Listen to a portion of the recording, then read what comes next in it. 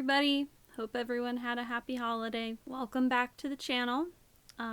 We've almost made it through another year, and I'm thankfully one step closer to the grave. I have a list of books to share with you, so let's get started, shall we? The first book I'd like to tell you about is a festive little number called Mark's Merry Mayhem by Mark Tufo, and a little note from the author acts as our summary.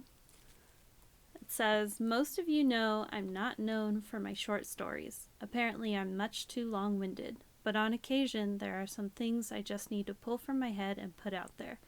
I hope you enjoy this small glimpse into the things that keep me up at night." I did not like this collection of short stories. I was expecting sort of a festive creep show, and instead I got a collection of lukewarm stories filled with what I can only describe as boomer humor. I don't want to assume the author's age, but I do know that he's a white dude from Boston who was also a Marine, and I can totally tell in his writing because every protagonist that he writes is a white dude from Boston who was once a Marine. The only story I thought was a little bit creepy was over before it even started.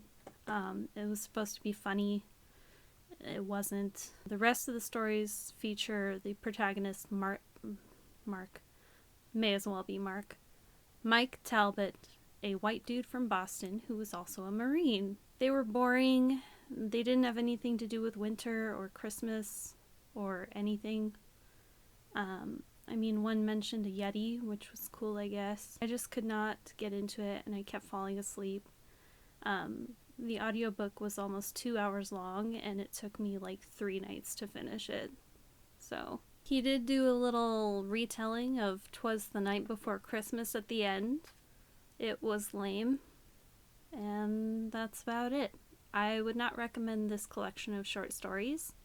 Read Books of Blood instead. If I had to rate it, I'd give it 1 thick Boston accent out of 5. The next book I read was called Bring Me Flesh, I'll Bring Hell by Martin Rose, and the summary is as follows. Vitus Adamson is falling apart. As a predeceased private investigator, he takes the prescription atroxapine hourly to keep his undead body upright and functioning. Whenever he is injured, he seeks Nico, a bombshell mortician with bedroom eyes and a way with corpses, to piece him back together. Decomposition, however, is the least of his worries when 2 clients posing his most dangerous job yet appear at his doorstep looking for their lost son. Vitus is horrified to discover the photo of the couple's missing son is a picture-perfect reproduction of his long-dead son. This leads him to question the events of his tormented past. He must face the possibility that his wife and child he believed he murdered 10 years ago in a zombie fugue may have somehow survived. Or is it just wishful thinking designed to pull him into an elaborate trap? Unfolding like a classic film noir mixed with elements of a B-movie, Bring Me Flesh, I'll Bring Hell is an imaginative spin on the hard-boiled detective genre and a new twist on the zombie novel. In Vitus Adamson, you will find a protagonist you can care about and invest in as he takes you through his emotional journey of betrayal and quest for redemption. I liked this book a lot more than I thought I would. I'm kind of burnt out on zombies, but this was a refreshing change of pace. I think film noir mixed with B elements is probably the best way that anyone could describe this book. One thing that bothered me was I couldn't get past Nico falling head over heels for a walking corpse for seemingly no reason at all. We meet her because Vitus's jaw straight up falls off of his face and he needs her to wire it back on. How sexy. I would recommend this book if you're into B-movie stuff more than the film noir because it gets pretty crazy. If I had to rate this book, I'd give it 4 just massive swarms of flies out of 5. The last book I read is called FantasticLand by Mike Bockoven, and the summary is as follows. Since the 1970s, FantasticLand has been a theme park where fun is guaranteed. But when a massive hurricane ravages the Florida coast and isolates the park, The employees find it anything but fun. 5 weeks later, the authorities who rescue the survivors encounter a scene of horror.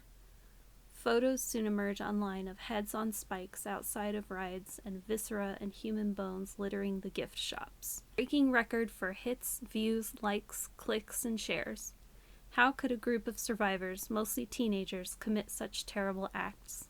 Presented as a fact-finding investigation and a series of first-person interviews, FantasticLand pieces together the most grisly scenes of the events.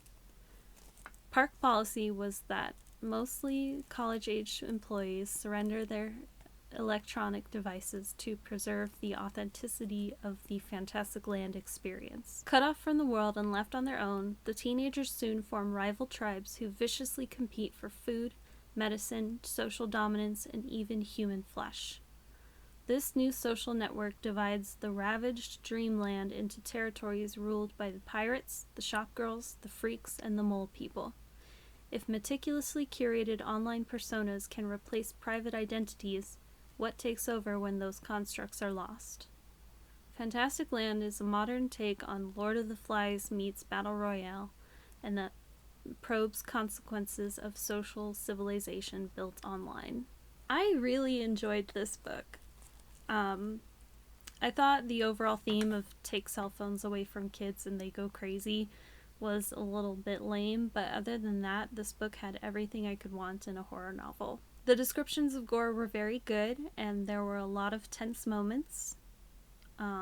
Even though the book is in an interview style, and you know certain characters are going to come out okay, I still found myself worrying for their safety at times. There's a part in the book where one of the employees makes it to an abandoned hotel, and he's there, living the high life, staying in whatever suite he wants, eating all the food, until one day, 2 masked individuals make it into his hotel. It turns into a game of cat and mouse, and I felt scared for this character, even though I knew he was the one telling the story, so obviously he makes it out okay. I would definitely recommend this book. If I had to rate this book, I'd give it 4.5 gift shop figurines out of 5. So those were the books I read from November into December. I hope you guys check out FantasticLand. Like I said, I really liked it. And it's free with a subscription to Audible. So if you already have a subscription, I'd say definitely check this one out. I just passed 50 subscribers, which is awesome. I can't believe it. Thank you all, every single one of you. I love you. Let's see. I'm currently reading The Troop by Nick Cutter. So hopefully that'll be my next disturbing book breakdown. If anyone wants to read along. Anyway, that's about it. And I will see you guys next time. Bye.